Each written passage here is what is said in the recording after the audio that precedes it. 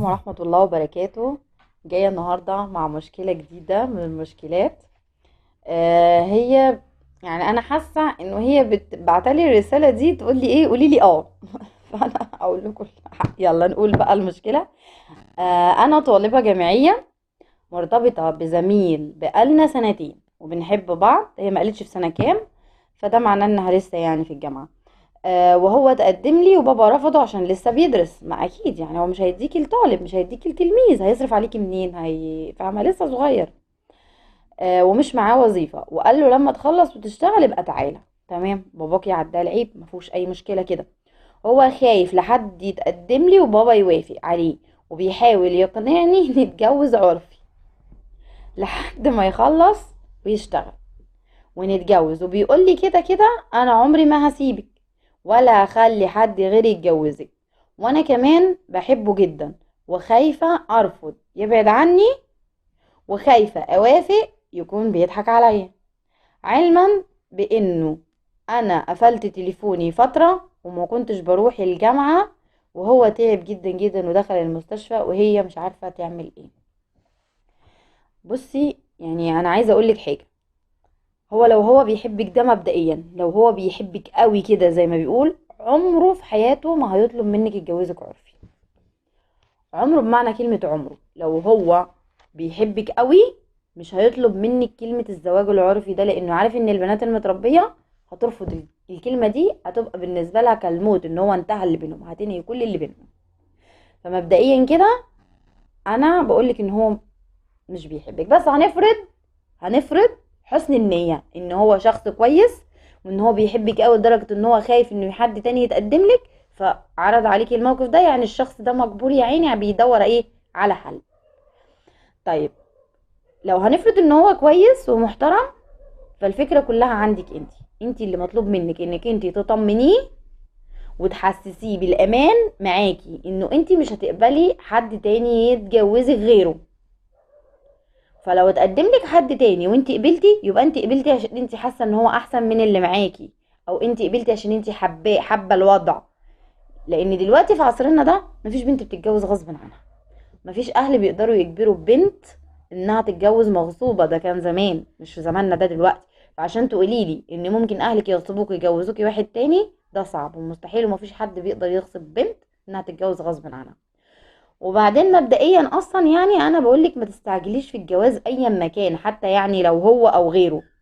ما تستعجليش في الجواز، انت لسه طالبة جامعية، خلصي كليتك، اشتغلي لسه.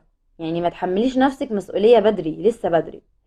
بس ما انصحكيش ابدا ابدا ابدا انك تتجوزي عرفي. ماشي؟ حتى يعني مخاطر العرفي، طب انت هتواجهي اهلك ازاي لو في يوم من الايام عرفوا انك اتجوزتيه عرفي؟ فرضا تعبتي، اغمى عليكي زي ما بنشوف في الافلام يعني، يغمى عليها يجيبوا لها الدكتور يقولوا له المدام حامل، تعملي ايه بقى وقتها؟ هتقدري تواجهي ابوكي؟ هتقدري تواجهي اهلك؟ ابوكي ممكن يتجلط ويموت فيها، يبقى استفدتي ايه؟ وهو ممكن ساعتها ما يقدرش يتحمل المسؤوليه، ما هو خلاص زي ما بيقول خد اللي عايزه. فبالنسبه له انت بقيتي كارت محروق، فبالنسبه له احنا الاتنين غلطانين، فهتبقى عليكي عبء زي ما هو عليه عبء. حتى لو اتجوزتوا يعني رسمي بعد الموقف ده، هيبقى وضعكم بينكم وبين بعض سيء جدا، مش هتبقوا متحملين بعض. انت هتبقي حاسه ان هو اتخلى عنك، وهو هيبقى حاسس ان هو اتغصب عليكي عشان غلط معاكي، مش عشان اصلا. الرجاله اصلا من جواهم بيبقوا عارفين ان الجواز العرفي ده حاجه، خاصه لما يبقى ما بين اتنين لوحدهم كده يروحوا يعملوها. ان في جوازات عرفي عشان مثلا واحده مش عايزه تتجوز رسمي عشان المعاش او الكلام ده، فبيبقوا عاملين اشهار. بس الورقه ورقه عرفي مش متوثقه في الدوله عشان ما يتعرفش انها اتجوزت. دي حاجه، واللي احنا بنتكلم فيه ده حاجه تانية. الراجل اللي بيتجوز واحده ايا ما كان وفي اي وضع، بيتجوز واحده وهي بتوافق انها تتجوز عرفي، فهو بيبقى واخدها نزوه سليوه. عموما مش عليكي انت بالذات، عموما انه لما بتحصل بقى دروب، انت كنت معايا بمزاجك وبموافقه وبعيك، انت غلطانه وانا غلطان. ما بيقولش مثلا انا راجل واتحمل المسؤوليه، لا، انت وافقتي ليه لما انت حاسه ان ده غلط؟ والمجتمع كله هيحاسبك انت اوريدي يعني. المجتمع كله هيحاسبك انت وهيحملك انت المسؤوليه، وان انت مستهتره وان انت مش متربيه، واهلك هم اللي هيشيلوا كل ده فوق دماغهم، خاصه ابوكي يعني ممكن يموت، هتبقي استفدتي ايه؟ لا قدر الله يا ستي ما حصلش حاجه من ده كله وانتي اتجوزتيه، عمل حادثه ومات بعد الشر عنه، يعني ربنا يخليه لاهله، وضعك هيبقى عامل ازاي؟ هتقدري تتصرفي ازاي؟ هتقولي لهم ايه؟ مش هيكون قدامك غير انك انت تسكتي، هتبقي من جواكي مش عارفه تعملي ايه.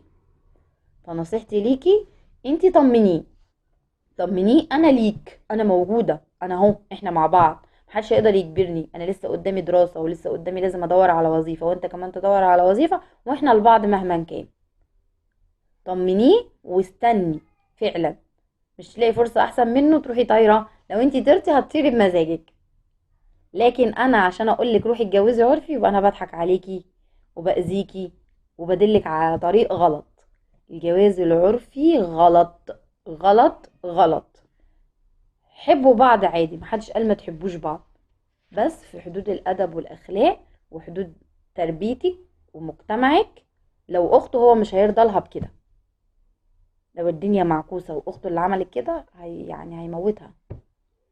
حطي دايما قدامك اللي تخبيه واللي تخافي ان الناس تعرفه يبقى غلط، خاصة في الحاجات اللي فيها الاشهار، زي الجواز، زي انك تبقي معاه تعرفي حد او كده. لو انت مخبية العلاقة يبقى دي علاقة غلط. لو الطرف اللي معاكي طلب منك تخبي العلاقة يبقى فيها حاجة غلط او نيته فيها حاجة غلط.